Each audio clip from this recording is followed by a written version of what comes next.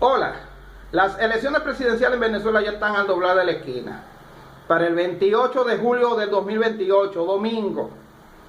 Y al parecer va a haber un cambio de gobierno. O por lo menos un resultado que no va a ser favorable al chavismo en 25 años.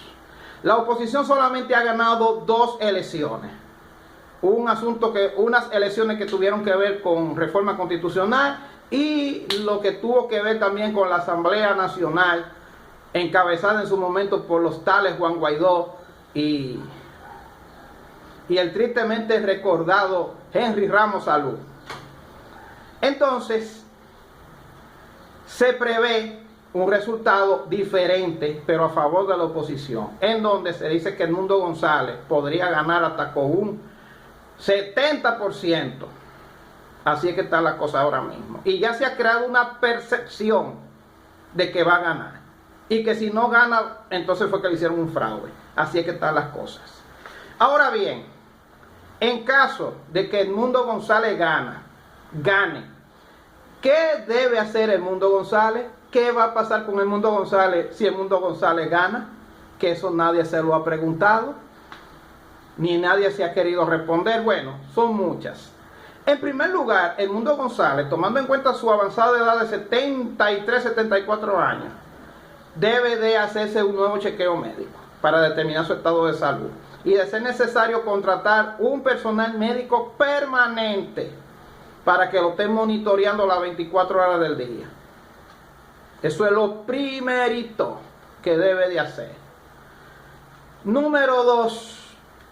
María Corina Machado, que todo el mundo cree que va a ser la que va a mandar, como está inhabilitada, bueno, por lo menos ponla como jefe de partido o como jefe del conglomerado opositor, y que ella por lo menos recomiende y proceder entonces a la designación de varios de los ministros de Estado. Energía y Minas, la presidencia de PDVSA, las mineras, entre otras más, ministerios públicos estratégicos, y que también ella recomiende otros tipos de funcionarios también, es decir, Edmundo en Miraflores y María Corina en su despacho del partido, en su oficina política, hasta tanto entonces María Corina sea habilitada y que vaya ayudando con la transición. Lo tercero es que evidentemente Edmundo González cuenta con apoyo de sectores dentro del chavismo. ¿Y por qué él cuenta con apoyos dentro del chavismo? Por la sencilla razón de que Edmundo González era la persona que tras bastidores, junto con otras personas más, hacían los cambalaches, acuerdos y desacuerdos con los sectores chavistas. Es decir, que él es una persona conocida.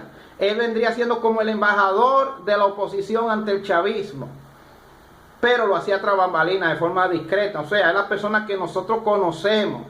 Y de ahí es que viene que María Corina, Enrique Capriles, Leopoldo, Guaidó y toda esa gente hayan sido objetadas para que de repente de la nada saliera Edmundo González como el candidato. También Yorina Cori, también que se sepa no estaba tampoco en eso. Por eso fue que lo pusieron, por eso que le llaman el estratega. Óiganse bien, el estratega. Entonces, en vista de todo eso, entonces, Edmundo va a tener que iniciar un proceso de negociaciones con los chavistas, no solamente para las condiciones con las cuales se va a hacer la juramentación, los actos de traspaso de gobierno, etcétera. No, tiene que ser más amplio de ahí. Son condiciones que tienen que ver en el sentido: mira, necesitamos que para próximas elecciones nos deje estas alcaldías, estas gobernaciones, a estos generales,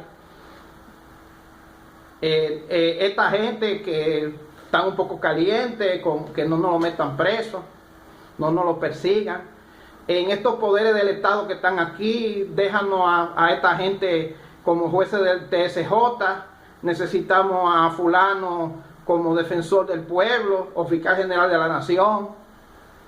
Cositas así, o sea, tiene que haber un reparto equitativo de los poderes del Estado, gobernaciones y alcaldías, también del poder electoral, tomando en cuenta que Edmundo González asumiría en enero del 2025 y a posteriori vendrían las elecciones de la Asamblea Nacional. Y si en ese caso, por efecto rebote o impacto, la oposición repite un aplastante triunfo en la Asamblea Nacional, entonces habría una barrida sobre los poderes e instituciones del Estado. También el mundo tiene que hablar muy claro con el alto mando militar. Es muy importante determinar, como es, a partir de ahora, como él va a ser el comandante en jefe, determinar una serie de cosas con el alto mando militar, como se haría. Yo, en el caso mío particular, yo estaría de acuerdo con que Padrino López continúe como ministro de Defensa. Y me dirán que sí, ¿por qué? Ajá, ¿cómo que sí, por qué? Ustedes dirán que yo, en lo particular, admiro mucho a Padrino López. Para mí ha sido un ministro de defensa espectacular. Yo creo que el mejor ministro de defensa del mundo ha sido Padrino López, una persona que ha sabido equilibrar, consensuar y mediar en muchos conflictos que se han armado en Venezuela, que no han trascendido, de una forma pacífica, conciliatoria, sin revanchismo. Un diplomático, una persona fina.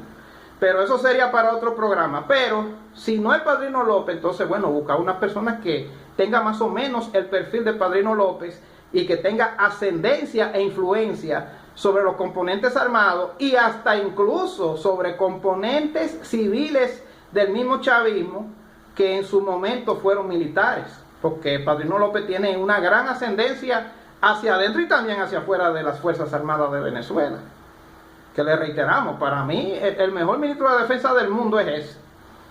Por eso que tiene 10 años ahí y debería durar 10 años más, entiendo yo.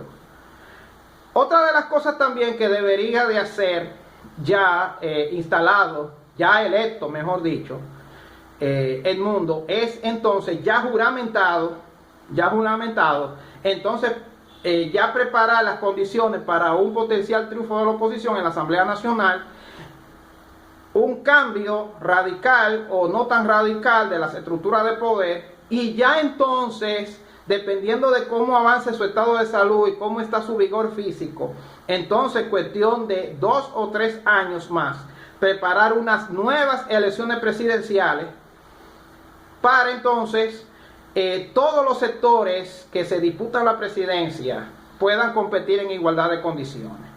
Que participen Leopoldo López, Enrique Capriles, María Corina y uno que otro gallo tapado que ande por ahí que quiera candidatearse, porque aunque serían unas elecciones que serían prácticamente para entregarle el poder a María Corina, ya las condiciones serían diferentes, porque ya entonces Edmundo González ya entonces habrá hecho la transición y habrá llevado una especie de pacificación al país, en donde tanto la oposición como los chavistas puedan convivir de forma civilizada y pacífica y no cavernaria. Eso es lo que nosotros vemos en el firmamento, siempre y cuando Edmundo González haga lo que nosotros entendemos que debería de hacer, empezando por cuidar su salud, porque este proceso de transición que él encabezaría, en caso de que gane, sería con muchos saltos mortales, muchos altibajos, muchas subidas y bajadas, muchas idas y vueltas, muchos sobresaltos, y muy seguramente Edmundo González ni siquiera va a dormir bien con todos los sobresaltos que él se va a tener que llevar. Le deseamos lo mejor a la oposición en Venezuela y también al chavismo en Venezuela, y que hagan unas elecciones pacíficas, limpias y con garantías para todos. Bendiciones.